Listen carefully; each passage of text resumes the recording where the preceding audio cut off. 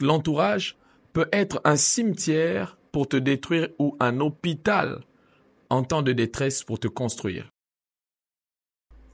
Bienvenue dans ce podcast. Je suis Shekina Okamo, votre serviteur. Je nous parlerai ce soir de 4 conseils pour grandir dans la foi. Il est important de savoir que chaque chose pour produire des fruits, ça nécessite un certain nombre de principes à respecter. Et lorsque je parle de la foi, je parle de la marche avec Dieu. Et il y a des choses à faire, des principes à respecter si vous voulez grandir dans votre foi ou dans votre marche avec Dieu. Le premier conseil pour aujourd'hui, si vous voulez bien grandir dans la foi, il faut être bien accompagné. Il faut être bien accompagné. 1 Corinthiens 15, 33, la Bible dit « Ne vous y trompez pas, les mauvaises compagnies corrompent les bonnes mœurs. » Frères, sœurs, l'entourage est un puissant moyen pour nous aider à avancer ou pour nous faire régresser. Si tu veux avancer, il faut t'entourer des bonnes personnes. Ainsi, la Bible dit « Ne vous y trompez pas, car les mauvaises compagnies corrompent les bonnes mœurs. » En d'autres termes, corrompent les bonnes valeurs. Frères, sœurs, plus tu t'entoures des aigles, plus tu voleras plus loin. Et plus tu t'entoures des pigeons, plus tu voleras, mais à une certaine distance. Il y a un certain nombre de choses à savoir sur l'importance de l'entourage. Premièrement, l'entourage est important dans la foi afin de grandir. Qui veut grandir s'entoure bien. Souvent, tu échoues dans ta marche avec Dieu parce que tu t'entoures pas des aigles, mais de pigeons.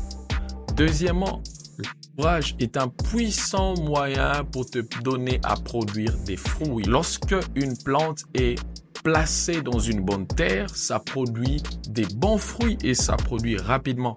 Mais lorsque la terre a un problème, la terre qui représente l'entourage en d'autres termes, ça ne produit pas rapidement les fruits comme il se doit. Frère, sœur, tu te plantes auprès de qui?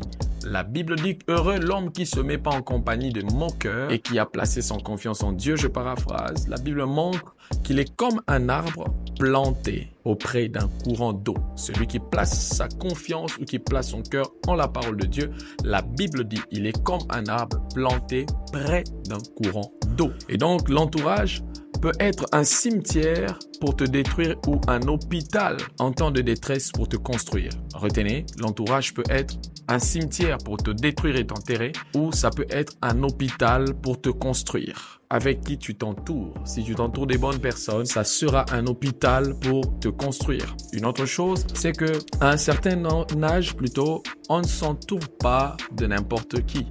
On ne s'entoure pas que des personnes qui sont disponibles, mais on s'entoure des personnes qui peuvent ajouter un plus et bâtir notre vie. Il ne faudrait pas t'entourer simplement parce que tu te sens seul, mais il faudrait t'entourer parce que tu pars quelque part et les gens avec qui tu es te permettront d'aller à destination. Avec qui tu t'entoures, qui est ton ami, qui est ton frère, qui te conseille, qui te parle. Fais très attention à la personne qui t'entoure car cela déterminera également comment tu marcheras. Quelqu'un va se poser la question, mais Judas était entouré de bonnes personnes, mais comment il n'a pas produit de bons résultats? C'est parce que Judas était entouré de bonnes personnes, mais lui-même avait un cœur corrompu. Parce qu'on peut être entouré de bonnes personnes, mais si son cœur est prédisposé à certaines choses, on peut passer à côté. Veille sur ton entourage si tu veux grandir dans la foi.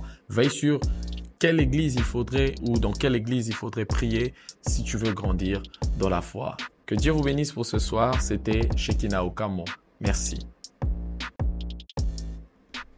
Shalom chez vous.